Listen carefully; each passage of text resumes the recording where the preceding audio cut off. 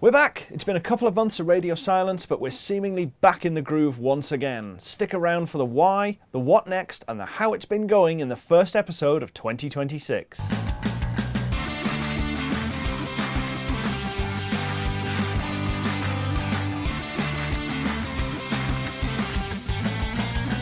So it's February. In fact, it's nearly the middle of February, which came as a bit of a shock to me this week. I had this whole thing nicely put together with some stats, glad tidings, and the week after New Year's, I was ready to make it, and then suddenly, bam! We are 5 weeks later, and we've gone a whole month and a bit into 2026 with no videos whatsoever. So let's get down to how we, or more specifically I, dropped the ball a little in the back of 2025 and what happened since. And the short answer is, life got busy. Working outside when you have little to no shelter from the elements means making the best use of good weather, and indoor house jobs get pushed onto those bad weather days. Obviously the winter is chock full of them, so there's lots of opportunities to do things.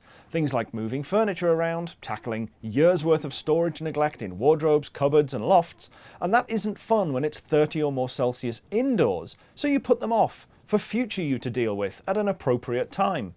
Now I am future me, and this sucks. The problem is these jobs always take more work than you'd expect, and you can take your best guess on the time, double it, and you'll still likely be short of what you actually need to get it done.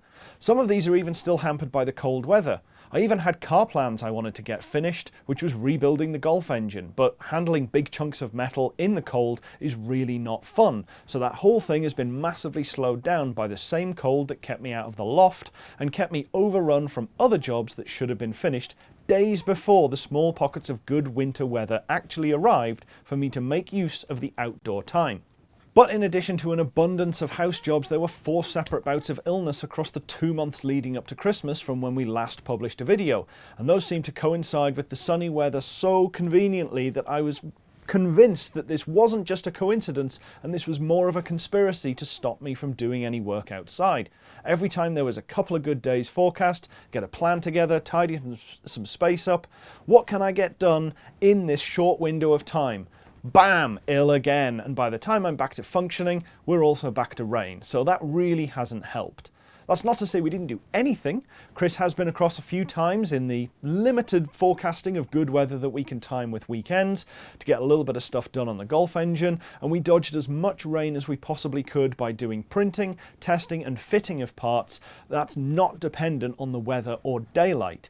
So we've also retrodden as much ground to try and get other systems fixed which have broken in the meantime. We're on something like our 4th round of power steering hose solutions, because every time we put it together, one of the clamps breaks, or rather the rubber breaks at one of the clamps, and we think it's just because that clamp is tightening down too far onto the rubber hose and it's just breaking off a little bit of strain. It tears, rips, dumps all of the power steering fluid right back out again. So rather than show you 4, 5, 6 different iterations of us trying to fix that, we've just been working on that in the background, not filming when it's been wet, and solving as many problems as we possibly can. But that's enough grumbling. Taking a quick look back at 2025, how did we do? Well, we put out 31 videos, not quite as many as I'd hoped, but that's sometimes how it goes. We did 9 live streams from in the studio, and we got 2 more from the events that we went to, which were Rustival, where we had 1 camera set up, and we went to the Prospect Car Show as well, and those were both really, really good. We gained nearly 300 subscribers, up 50% on 2024, and had 107,000 views, which was a really bumper year, mostly thanks to a fairly heavy run of shorts over the summer, and all in all, that generated £97 in ad revenue. So as much as YouTube keeps suggesting we should put more adverts in to try and increase that, I don't think I will. I try to keep to about 1 per 10-minute block, and I think that's about as much as anybody can stomach. So if you do see more than that, something has gone wrong, and please let us know. I hate the way YouTube will just scatter a dozen adverts into a 20-minute video, sometimes even more than that, 1 every 2 minutes. It doesn't make for good viewing, and it's really, really jarring if it just goes in the middle of a sentence to an advert.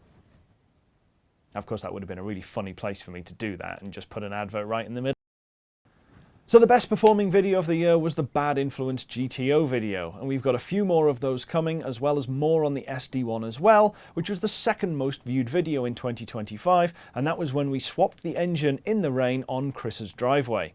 So goals for this year. It'd be nice to get to 3,000 subscribers, get 40 videos out. That would be up on any year that we've done so far. 10 studio streams in here, now we've got everything back together for Autoholics Anonymous, and 4 show streams. We'll see how well that pans out at the end of the year when we do this wrap-up in the next year, but hopefully sooner than February. For those streams that we're going to do at shows, we're going to be at Rustival 4 at the British Motor Museum on Saturday, April 18th, and the goal is to take one of our actual projects this time, even if it's looking mostly like that will just be the Rodius. Last year, after the GTO dumped brake fluid across the drive the day before the show, mere moments before we took it for an MOT, that meant we ended up having to take our tech, Emily's Golf R, instead. And that was really nice. It was comfy, it fit all the equipment, it was entirely uneventful, exactly what you want from a support car or a daily driver, but not exactly representative of the channel and what we do and what you come to expect from our videos. So I'm not 100% sure what we will be bringing this year. I wanted to believe it was the Thunderbird. I thought it might have had a chance, but even with some outside help, it's going to be a bit of a struggle. It's only got compression on 7 cylinders, and even those aren't posting great numbers around the 100 psi mark, but that's still doing better than the Golf, which has its engine block and head in 2 different sheds. And the GTO is looking rapidly like a long list of, well, while I'm here I might as well, because the jobs on the underside around the brake and the fuel lines include looking at the fuel tank, checking out the rear steering, and making sure that everything is working there. Plus, we get to investigate if there's any rust on the underside, and we can underseal it as well. So while it's in the air on some nice new tall jack stands, I might as well do all of that. So that pretty much rules out the Thunderbird, the Golf and the GTO. Kind of just leaves the Rodius.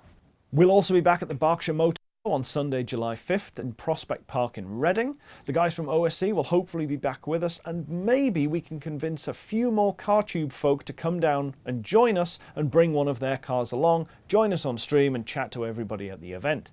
There are plenty other shows we're looking to attend in some capacity or other as well. We did Basingstoke Transport Festival last year, and that was huge. I'd love to go back and spend a bit more time walking around. We also did Sheer Hill Climb a couple of years before that, and that's just 2 of them. We'd also like to go back to Newbury Classic Car Show as well, where we did a stream in 2024, I think it was. And we'd also like to get another trip into the Nürburgring, which we also did in 2024 last, when we took Emily's Passat and the GTO. But I guess that depends on what we can get running.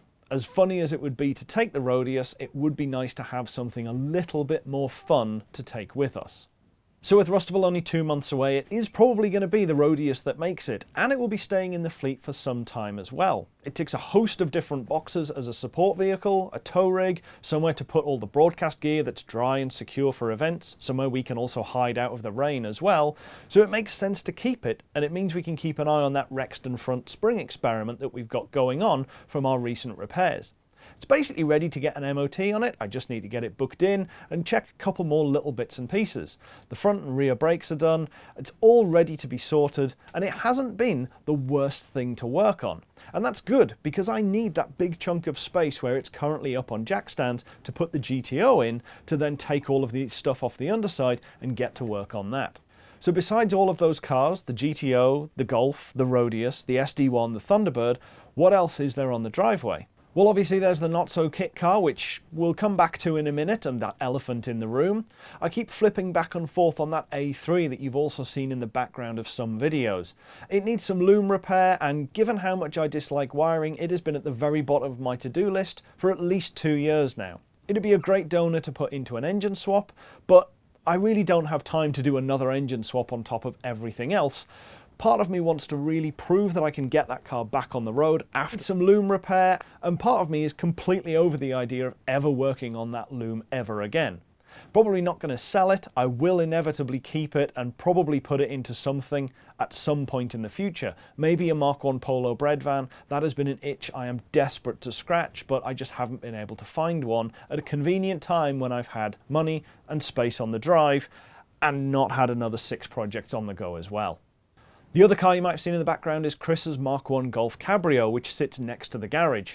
He's had some plans for that for some time. It's actually been off the road without an engine for basically a decade at this point. So if we were going to start anything new, it should probably be that, because as much as he's been doing a lot on his SD1, if he weren't also helping me with all of my stuff, he'd have probably got round to doing something with that, and that seems like the right thing we should do next, rather than just leave that to suffer in the corner, neglected, rather than starting another thing. If we're going to start another project this year, we should probably do something with something we already have. There's also a hefty backlog of non-project videos to edit. Nearly a dozen videos from various trips that I've been on in the last 3 years. More of the Bad Influence series, as I mentioned earlier. We've got a few of those cars which we've actually done work on the channel, and I didn't want to jump the gun by putting the work out before we introduced them, which are friends' cars, on the series through the Bad Influence ones. So those also need editing and then dropping into the rotation as well. Plus there's some more evergreen type content, taking a deep dive into the IVA, which we've only been planning to write and record for about 4 years now, and we haven't even started that. So now we've got the studio up and running and we can get everything sorted, we can start pushing that content out too, and even if we did one non-project related video each month, that's still ample stuff to take us right the way through to the middle of 2027. After the last Autoholic stream, where the server updated Windows midway through and promptly entered a reboot loop, we've had to rebuild that whole thing, and that should mean we're good to get those going again and maybe get some guests down to come and sit with us in the studio and chat about their projects as well. And if we get a couple of hardware upgrades sorted, we might even be able to do those in 4K instead of HD. So that's where we've been and what we've got planned. Obviously the elephant in the room is still, when will you have the car done?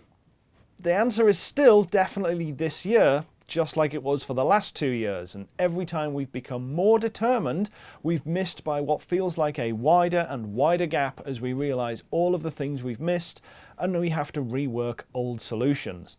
Now we have done a lot of stuff off camera in the last few months, whilst the weather hasn't been good, as I mentioned before. So we have ticked a few more things off the list, and we have managed to sort of double check some of the stuff that we've done again and again. And we don't want to bore you with doing the same content around and around and around every single week, every single month even, or every single year. We'd at this point much rather get something sorted and then tell you all of the iterations very briefly, if they're interesting, anything we learned, and then show you how we fixed the problem and how we can move on to the next step. But that cannot keep happening. We've crossed off so many things on the list. We've resolved a bunch of hidden problems, and it's got to be close. Of course, having said that, I've now doomed us, but at least it's on tape and it will make for a good flashback.